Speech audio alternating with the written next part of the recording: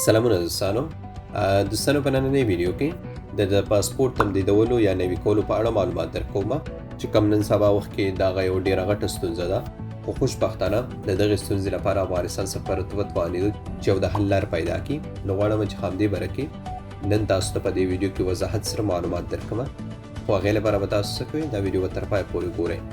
سمه ده ښه دوستانو دا موږ تاسو واړو ته پته ده چې کوم افغانانو دلته پاسپورټونه ختم شوي دي نو هغوی لپاره د افغانستان سفارت او کونسلګرۍ یو ټپه یا سټم لګاو د 5 کالو د 3 کالو نو دغه ټپه یا سټم باندې به زموږ هیوادوالو چې ویزه جمع کړه دلته متحده عربي اماراتو کې نو دوی ته به اکثریت ته ویزه نه کېده ځینې کسانو به 15 وارې جمع کړه ځینې به 3 واره جمع کړه نو دوی ویزه به نه کېده نو دا ډېره یوه غټه ستونزه جوړه شوې وه د دغې ستونزې په جریان کې بیا تقریبا تر 2000 پورې پاسپورټونه راغله افغانستان کونسلګرۍ ته خو کونسلګرۍ هم دغه پاسپورټونه صرف هغه چا ته ورکوي چې کوم چا ویزه راوپه شوي وي څو وارې یا یې پاسپورټ ورک کړی وي یا کوم چا نوی زېږېدلی ماشوم پیدا شوی وي یا کوم چا پاسپورټ واړه ورکې ډکې شوي وي دغه سربیره سټوډنټ یا متعلم وي هغوی ته دوی دغه نوي پاسپورټونه ورکوي د دې سره هم د هر چا ستونزه نه حل کېده خو تېره ورځ افغانستان سفارت اعلان وکړ چې دوی ته د نوي سټیکر اجازه ورکړی شوه د اماراتو جوازاتو څخه کوم چې به 1 کال لپاره تمدیدېږي نو کوم څوک چې د سیستم سره مخامخ دي چې دوی ویزې نه کېږي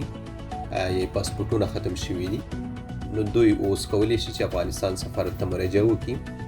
خپل پاسپورټ د دې سټیکر په تور تمدید یا نوی کړي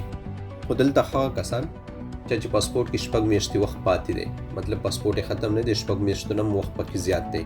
هغو کسانو ته د سټیکر نه لګي کم چا چې پاسپورټ ختم دی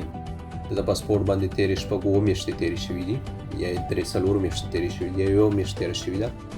هغو کسانو ته دغه سټیکر لګوي بل هغه کسان چې چا پاسپورټ کې 4 میاشتې 15 میاشتې وخت پاتې دی خو دی بله ویزه لګوي مطلب ویزه یې ختم ده هغو ته هم دغه سټیکر لګېږي مطلب چې 6 میاشتو نه 1-2 ورځې پکې کم وي چې د دوی ویزه نه کېږي هغو خلکو ته دغه سټیکر لګوي خو 6 میاشتو نه چې وخت پکې زیات وي هغوی لپاره دغه سټیکر نه لګوي د دې سټیکرو موده 1 کال ده او فیس یې تقریبا 1 درهم دی اوس مهال دغه سټیکر صرف په ابوظبي کې افغانستان سفارت کې لګېږي او په دوبۍ کې کونسلګرۍ مسؤلین وایي چې دې برخه کې موږ خپلو هیوادوالو ته اعلان کوو نو بیا هغه اعلان مطابق دی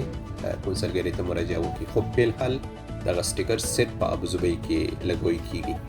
نور کوم چې سیستم باندې پاسپورټ نوی کړی دی دا د ټپې په ترو او د دوی ویزې نه کېږي نو دوی ورشي دغه سټیکر دی ولګوي نو انشاءالله دوی ویزه به ولګېږي